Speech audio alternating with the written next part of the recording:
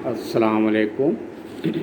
अरबी में, उर्दू में इसका मतलब होता है अल्लाह आपको सलामत रखे। हिंदी में इसका मतलब होता है ईश्वर आपको सुरक्षित रखे। मैं ज़ियाउल हक, अध्यक्ष सच समर्थक पार्टी। आज का वीडियो का विषय है मनुस्मृति। थोड़ा सा हम जान लें कि दुनिया में दो गिरोह हैं। एक अल्लाह का गिरोह है, यानी किताब का, यानी शास्त्र वाला गिरोह, और दूसरा है मनमर्जी वाला गिरोह। तो मनमर्जी वाले गिरोह की ये नीति रही है कि कुरान को छोड़कर जितने भी ईश्वरीय ग्रंथ इस दुनिया में आए हैं, पहले जब उनके अवतार के या पैगंबर के अनुयायी कमज़ोर पड़ गए तो उन्होंने धीरे धीरे धर्म में हानि की, और फिर जो धर्म में हानि कर दी उसी बात को ज़्यादातर आवाम यानी जनता में, लोगों में फैलाया, और फैला करके धर्म से विमुख करने की इनकी सोच रही है, और ये बराबर होता रहा है। उसी की शिकार मनुस्मृति भी हुई है। इसमें पहले हानि किया गया, यानी इंसानों ने अपना बनाया हुआ सिद्धांत श्लोक इसमें जोड़ा, फिर बाद में उसी बात को फैला करके और लोगों में धर्म से दूरी बनाने की कोशिश की, सफल। और आज हम देख रहे हैं कि मनमर्जी वाला गिरोह इसी धार्मिक पुस्तक में अधार्मिक चीज़ें जो मिलाई है उसी को फैला करके वो धर्म के विरुद्ध एक मुहिम छेड़े हुए हैं। तो मैंने मनुस्मृति से तकरीबन 200 पॉइंट्स यानी बिंदु चुने हैं, और उसको मैंने 4 भाग में यूट्यूब पर वीडियो बनाने की मैंने सोची है, जिसका आज पहला भाग, जिसमें तकरीबन 50 बिंदु होंगे, वो उस पर पहली वीडियो हम बना रहे हैं। और धर्म में हानि को जो छांटा गया है उससे की मदद ली है मैंने अंतिम ईश्वरीय पुस्तक कुरान, जो बिल्कुल सुरक्षित हालत में है। इसी की कसौटी पर परख कर मैंने कोशिश की है कि सही बातें लाने की आपके सामने कोशिश करें।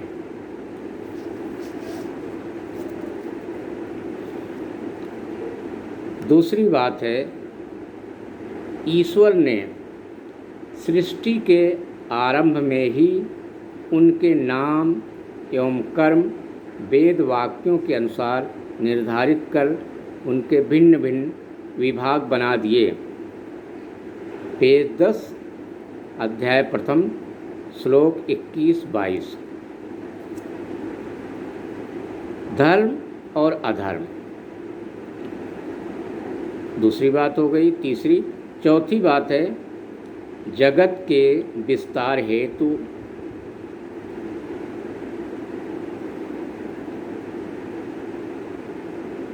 माफ़ कीजिएगा, अपनी देह के 2 भाग करके अर्ध भाग से पुरुष और आधे से स्त्री की उत्पत्ति करके विराट पुरुष का सृजन किया। पेज 12, अध्याय प्रथम, श्लोक 31-32। पाँचवीं, संख्या 5, द्विज। द्विज माने 2 जन्म को मानने वाले, यानी इहलोक और परलोक। 7वीं बात है, देखिए बीच बीच में मैंने कुछ नंबर छोड़ दे रहा हूँ, उसकी कुछ वजह है। 7वीं, संख्या 7, प्राणियों के शयन हेतु रात्रि और कार्य संपादन हेतु दिन हैं। पेज 17, अध्याय प्रथम, श्लोक 65 और 66। अब इसके बाद हम संख्या 8, आचारहीन ब्राह्मण को वेद का फल नहीं होता है। आचार को सभी तपों का मूल माना है। पृष्ठ 25, अध्याय प्रथम, श्लोक 109-110। ब्राह्मण का माने हम समझ लें। ब्राह्मण का माने होता है श्रेष्ठ पुरुष, जो कर्म के आधार पे है, धर्म के आधार पर नहीं है। अध्याय 2, अब जो बातें रखेंगे वो अध्याय 2 से हैं। 9वीं बात, संख्या 9, वेदों का अध्ययन करना, वेदोक्त कार्य करना ही काम्य है। पेज 27, श्लोक 1-2। 10, संख्या 10, क्योंकि वेद तथा धर्मशास्त्र में निहित धर्मादि को करने वाला मनुष्य इस लोक में कीर्ति को पाकर परलोक में सुख पाता है। पेज 28, श्लोक 9-10। संख्या 11, सूर्योदय के पूर्व अरुणोदय काल में यज्ञ करना चाहिए, यानी फज्र के वक्त। पेज 29, श्लोक 15-16। संख्या 12, सरस्वती और दृशद्वती इन 2 देव नदियों का जो अंतर है। पेज 29, श्लोक 17-18। संख्या 13, यज्ञ करने हेतु उपयुक्त देश है, इससे भिन्न म्लेच्छ देश है। पृष्ठ 30, श्लोक 23-24।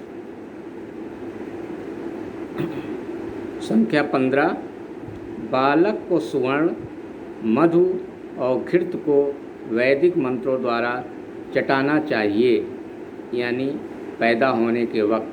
पेज 31, श्लोक 29-30। संख्या 16, भोजन की बिना निंदा किए हुए भोजन करें।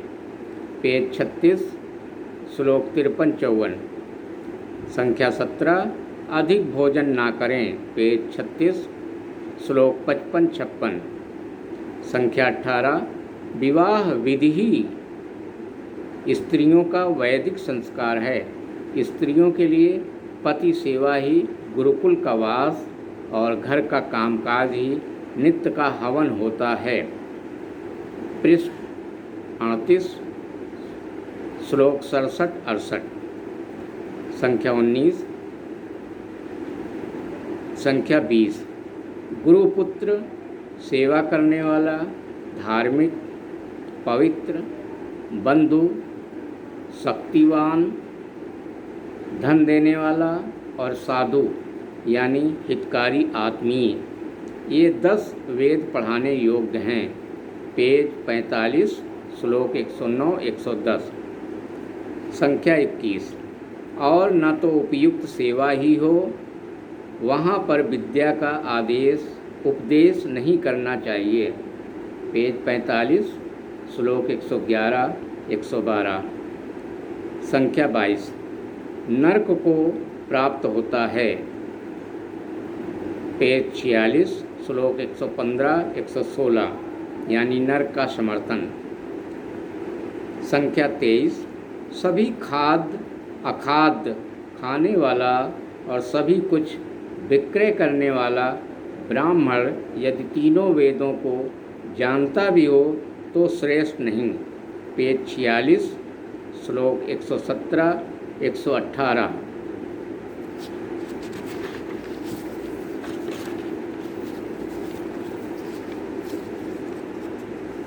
संख्या 24, काठ का हाथी बिना पढ़ा ब्राह्मण, केवल नामधारी, वेद की ऋचाओं को न जानने वाला ब्राह्मण निष्फल।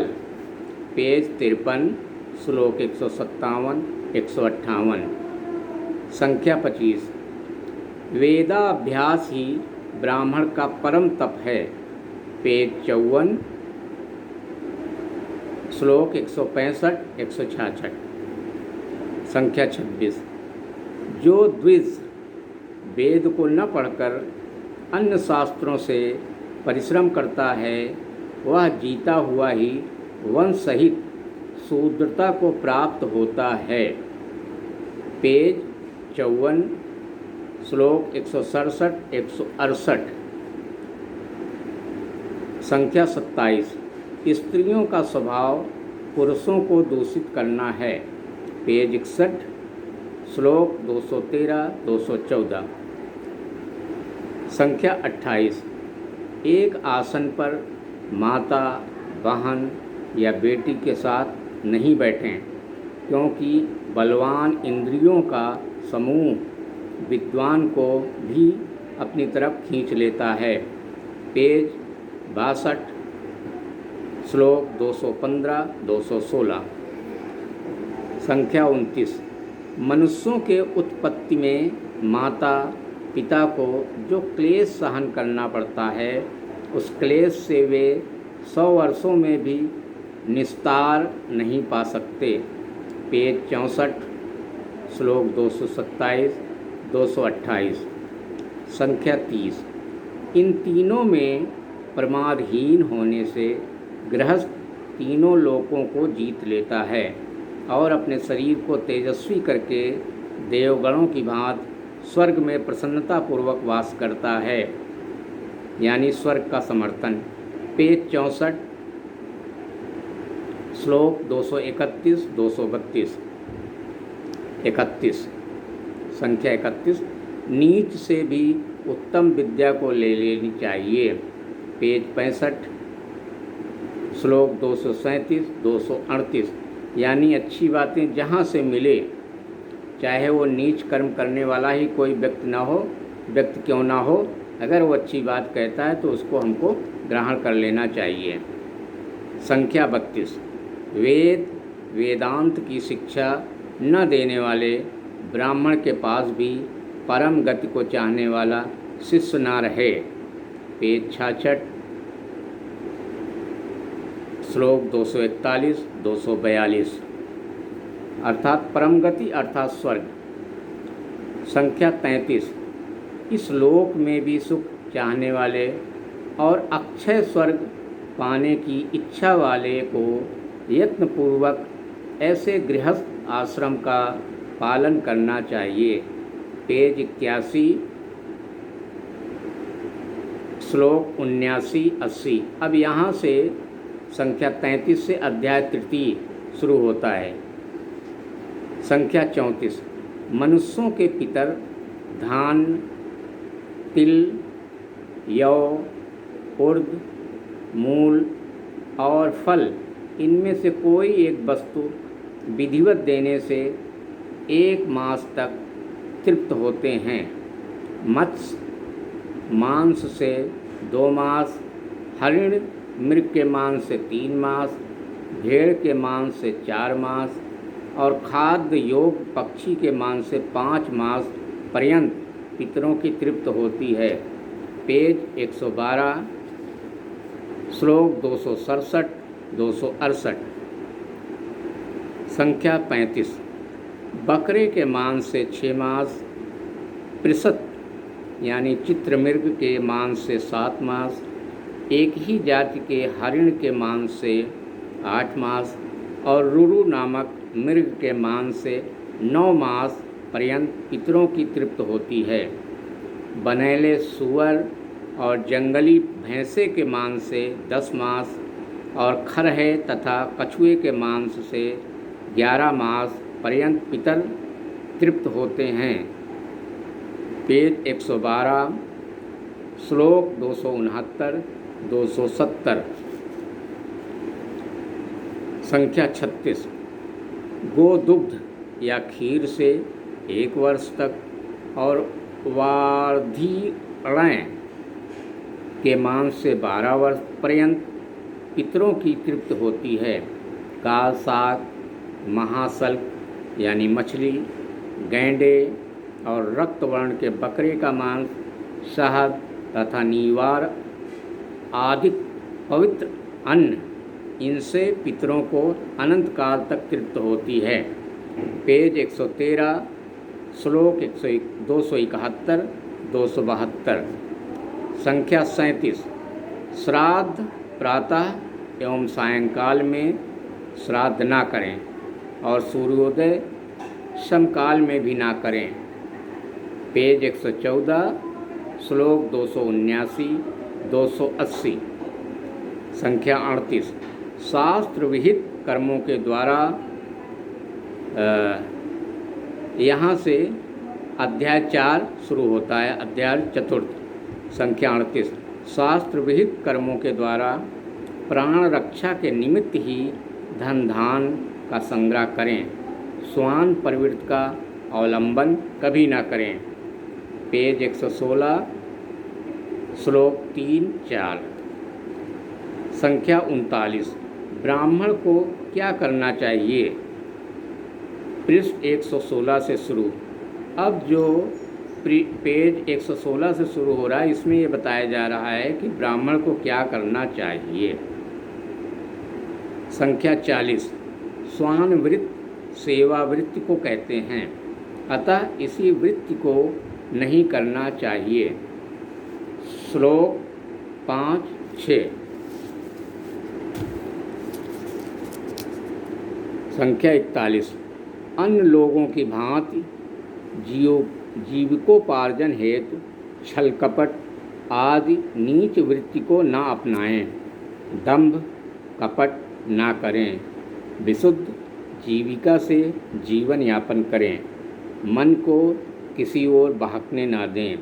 श्लोक 11-12। संख्या 42। गृहस्थ ब्राह्मणों को स्वर्ग आयुष और सुयश को देने वाले व्रतों का पालन करें, यानी रोजा रखें। श्लोक 13-14। संख्या 43। गायन वादन की वृत्ति से या शास्त्र विरुद्ध कर्म से धन प्राप्त ना करें। श्लोक 15-16। संख्या 44।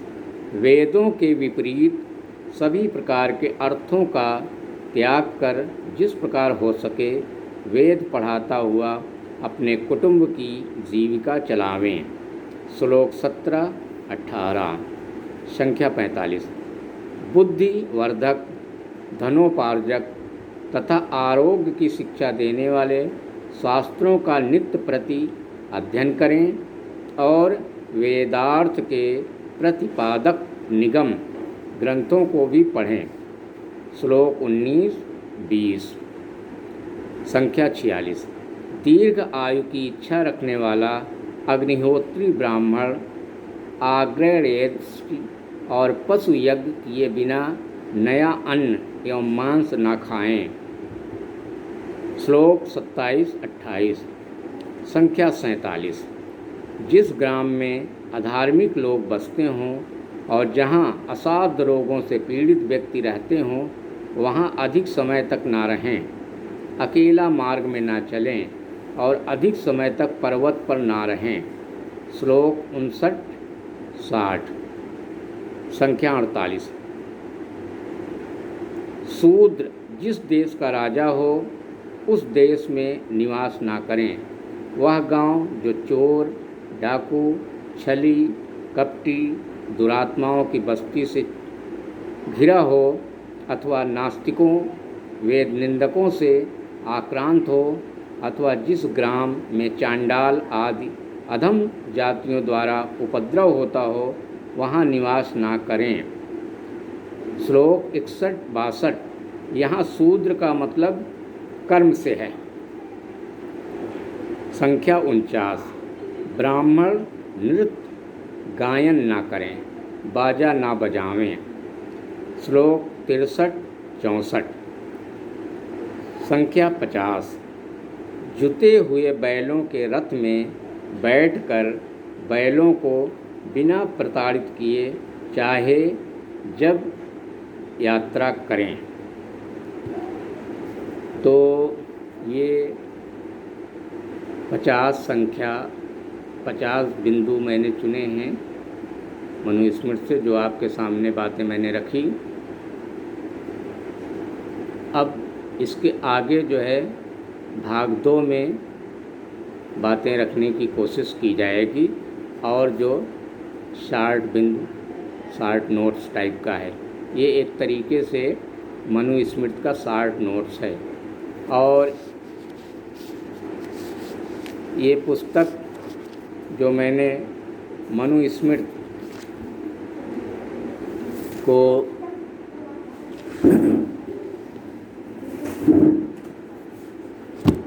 जिस मनुस्मृति से मैंने ये बातें रखी हैं, दरअसल ये छपी है श्री दुर्गा पुस्तक भंडार प्राइवेट लिमिटेड, 527 A/2, कक्कड़ नगर, दरियाबाद, इलाहाबाद,